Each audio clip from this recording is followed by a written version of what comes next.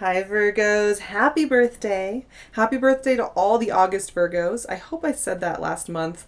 And happy birthday to the September Virgos. It's your season. We've made it to Virgo season. It's a beautiful thing. And that means you get that fresh energy. And we had that crazy solar eclipse in your 12th house. Pretty intense. So you're probably feeling, I would guess, kind of a real freshness, fresh energy. It's your personal new year. So it's exciting times. And what is the note I wrote down? I said, happy birthday, all in caps. And then I said, this is funny actually. It's interesting that I'm saying this. Stop procrastinating. It's time to move. That's the message I got. So I don't know. I mean, you guys are a mutable sign. You move. So it's funny. That note is cracking me up, because that could mean so many things. But I think some of you have, you like to weigh your options. You like to analyze and make sure you're doing things correctly. I get that. I have that Virgo moon, and man, does it ever keep me accountable to what I'm getting done and how I'm getting it done.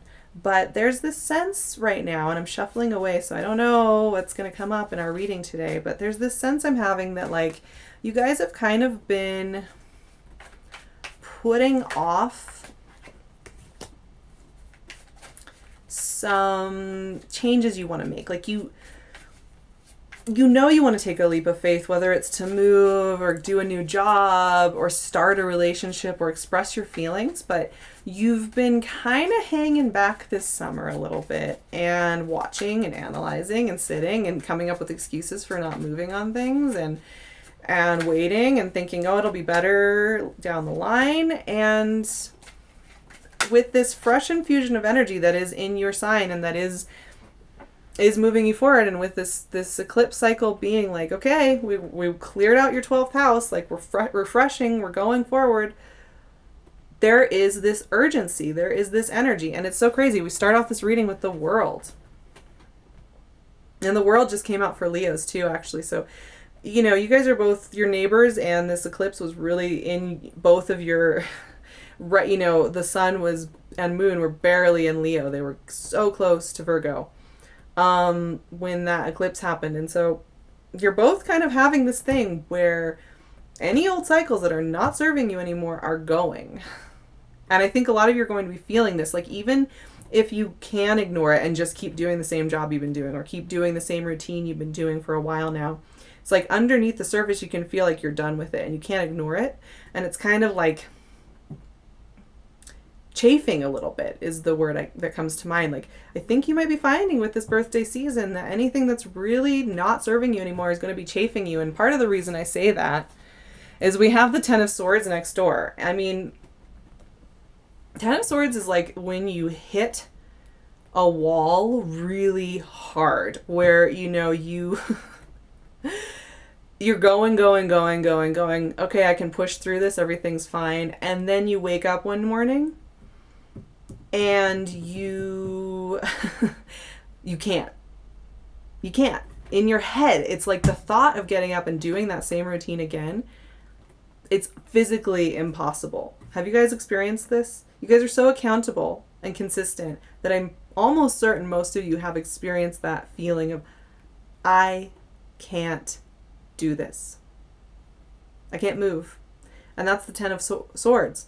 And paired with the World like this right out of the gate, like I keep saying, this eclipse is going to work for you in your birthday season and going forward, and it probably already has been doing this, by really highlighting what is no longer working for you. Really, really, like, clearly, like a light bulb in an old cellar or storage room, where, before, if you were like just reaching around, you wouldn't really know it was in there, but you turn on a really bright light, suddenly you see all the shelves of stuff and you see what you don't use and what you don't want. It's a light bulb moment kind of thing. And I think September, this birthday season, is going to really be that for you. Whether or not you move on it right this second is another question, but man, you guys, it's kind of like, even if you try and just keep your cards close to your chest and you don't want to make movement, this month is kind of like the month where it's like, oh, you're going to be wanting to make some movement. And here's why. We got some like news and some energy shifts coming in, some opportunities coming in. Page of Cups and the Ace of Pentacles next. Hello. Hello. So the Page of Cups, look at this guy. You know, this guy is all about the love and the romance and the pushing forward and showing your heart. Like, he will show his heart to anybody. If they ask him what he's feeling, he will tell them, right? This is news coming in. This is a fresh infusion of energy with the Ace of Pentacles, which is a material infusion of energy where you might find that you get an opportunity. Or you might find that you figure out a budget that allows you to do that trip. Or move into that house that you've wanted to move into. Or ask your girlfriend to marry you. I don't know. Like, this can come in so many different varieties. Ace of Pentacles is the green light for acting on something that needed material support. And this is also like a infusion of health, energy, vitality, a belief in movement. You know, movement. This is what is so strong in this reading. There's so much movement here. And the beautiful thing is that this is going to feel really natural. Anything that's chafing from this World and Ten of Swords energy is going to be equally matched by this desire for movement. And honestly, the desire for movement is going to be stronger than the irritation from the old stuff. And that's really when you make movement. You know, irritation from old stuff is motivating, but what's more motivating is when you really feel excited by something, when you really feel that something is lighting you up. And clearly it is. Look at this, you guys. I mean, we have that Pisces full moon this month. And that's your opposite house, right? That's going to be illuminating what really makes your heart soar and really putting a spotlight on it. And that's with, you know, you guys finishing out a Mercury retrograde in your sign that goes back into Leo actually and then goes direct again. And then, you know, a Pluto retrograde that's finishing up for the month that's about really clearing out all the old stuff that's no longer serving. So once we hit that Pisces full moon and we start to head into Libra season and we're near the end of the month, I mean, light bulb, that's all I keep thinking. I think about the moon lighting up a landscape and like almost it being like daylight. And there being this, like this pentacle almost reminds me of the moon, like the full moon, just highlighting for you. It's almost like you can't escape knowing what you know you need to change and what you want. It's like so strong. That's what I'm getting here with this. And here's the thing, like whatever it is that, you know, if the Page of Cups and the Ace of Pentacles wasn't enough to talk about the support for this big dream that you have, like the next two cards amp it up even more. We have the Star and the Page of Wands. So the Star is the good luck card. It's often seen that way. It's about healing. It's about hope. It's about a woman who is a star, right? She's a star. She's this celestial being of knowing and understanding the big picture, who takes this beautiful water of life and waters the ground of the earth with it. She's filling the earth with this celestial knowing, with this beautiful, empowered luck and hope for what you want.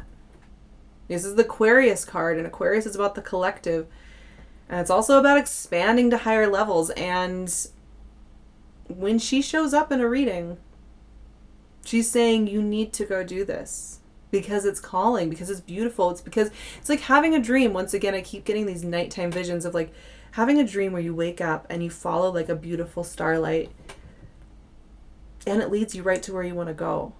And it's easy and it makes sense and you just follow. You know that there's no other way for it to be in that dream. You would of course just follow her.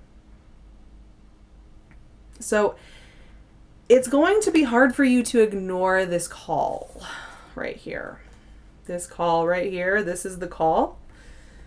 There's something you guys want to change. You've been thinking about it for a while, like months. Maybe even years. Some of you, it might even be years, and you have been putting it off and coming up with excuses and rationalizing it with reasonable reasons why you can't do it. material reasons why you can't do it. And there is going to be something going on here this month where the world's kind of going to be like, why not? Well, why not? Why not? And your mind's going to be going, why not? Your dreams are going to be going, why not? And the Page of Wands, passion. The Page of Wands he's just youthful jubilation, right? He wants to create, he wants to just get in there and do the stuff. Fire is this element that comes from nothing, it comes from the ether, and it becomes something physical that you see and you feel, and it creates heat. It's creative. It is venturesome. It is about action. It's about jumping in there and doing. And it's like the feeling I keep getting with you guys is like this itching under the skin to move. And so even if you want to be as rational as possible, there's going to be something going on at like a bone deep level, which is going to make you really antsy and nervous and ready for action. Like you are, good luck trying to ignore it. I'm like, because you're not really going to be able to, and you're going to have to address this somehow, because like the next card that comes out is the Tower. And like the World, there is a shift here that is coming up and closing something out that's no longer serving you. And it's really not something that you get to decide that you're going to put it off, not to scare you or anything. The Tower isn't necessarily, to me, the Tower, like the Page of Wands, it's fire. To me, the Tower is the fire version of the ending, right? Death card is kind of the watery version of endings. The World is kind of the earthy version of endings. The Tower is the fiery version of endings. It is about burning something down that no longer serves you. It is about seeing the world with eyes where you can never go back to seeing it the way you used to. And once again, I keep thinking of that full moon illuminating what you want, and you not being able to unsee it. Unsee the urgency with which you want to move. Unsee the urgency with which you want to get into new territory and experience the world.